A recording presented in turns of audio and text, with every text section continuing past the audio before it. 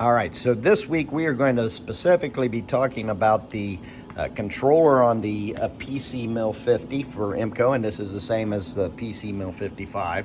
So we need to start to familiarize ourselves with all of these controllers and the keypads and the panel here. So the first thing that you need to get to be aware of and know is the mode dial. Now, the mode dial, and we've got several different modes. You'll see right now, as I look at the screen right here, this is saying reference.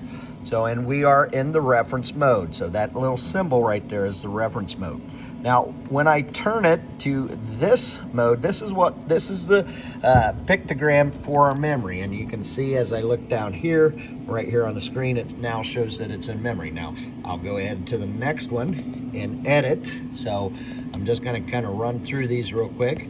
Then we have MDI, manual data input, and we have jog. So those are our 5 modes. Now, let's talk real quick about what each of these modes are. Of course, when we are in reference mode, that we will re-reference or send the machine back to machine home or machine reference. If you do a crash or where you crash the machine, you're going to have to come back into this mode and re-reference the machine. Remember that we will always reference the Z-axis first, then the X, and then the Y. So as we go to the memory mode, this will be what we are in when we're actually running programs. So this is like our production run setting. When we're running parts, we'll always be in memory mode, just kind of rerunning program after program again.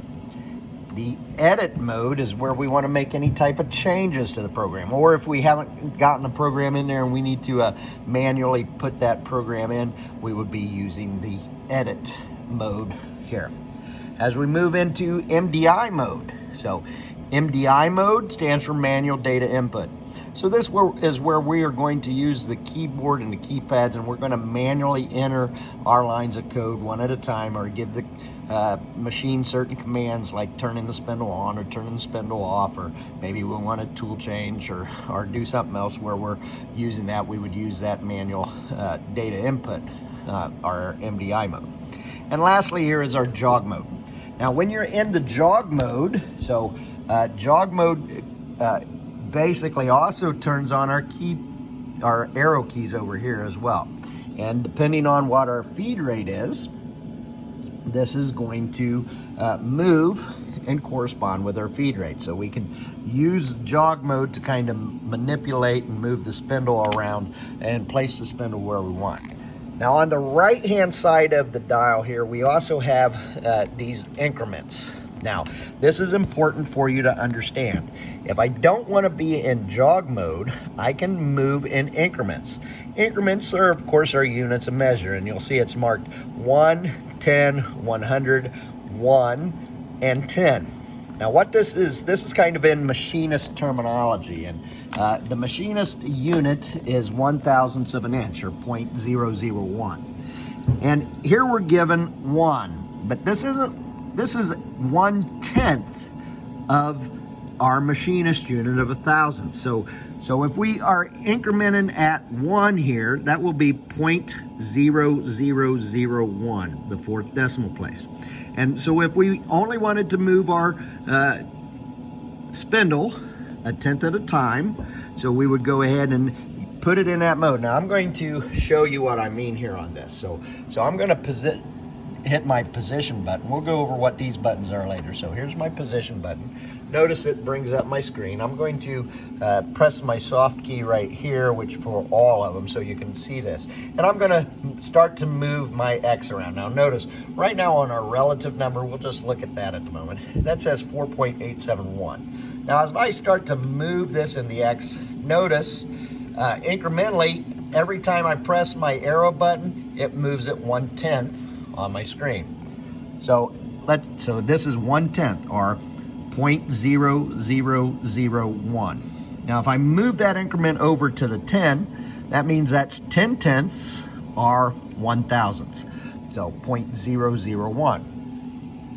So I'm going to ask you now, stop, think about this for a minute. In my X is 4.8475.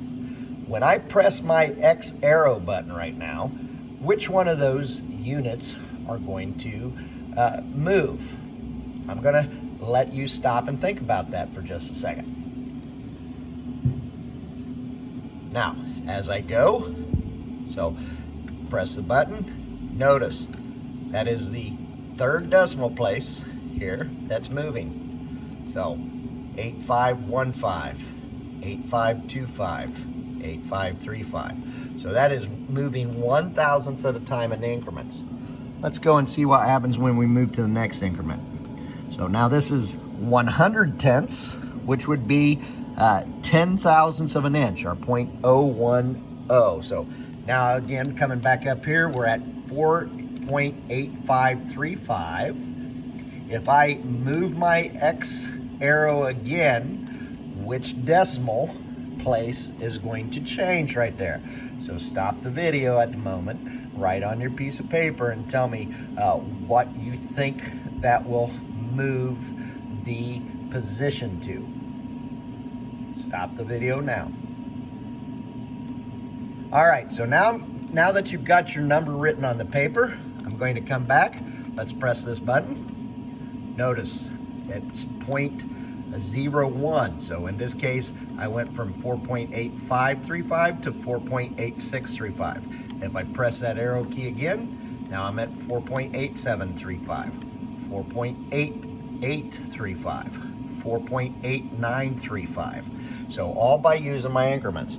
Now these last two increments, even though it says 1, which is really 100,000ths, so or 10, so which would be 1 inch, both of these are only going to move the dial 100,000ths. You want to be careful with this. 100,000ths, if you're sneaking up and coming close to a part, 100,000ths will cause you to crash pretty easy. So let's take a look here at this numbers. So here we go. Oh, I went too far on that, so let's hit the reset button here.